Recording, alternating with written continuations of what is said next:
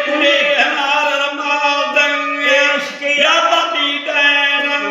ਟੁੱਟ ਗਈ ਯਾ ਜਲ ਬਾਬਾ ਦੀ ਓਏ ਟੁੱਟ ਗਈ ਯਾ ਜਲ ਬਾਬਾ ਦੀ ਮਾਤਾ ਹਉਸ ਦੈਨ ਇਹ ਨਦਰ ਦੇ ਤੋਦੰ ਓਏ ਵੀ ਨਦਰ ਦੇ ਤੋਦੰ ਜਾ ਕੇ ਦਸਵੇਂ ਦੇ ਨਾਂ ਦੇ ਹੱਥਾਂ ਦੀ ਅੰਗ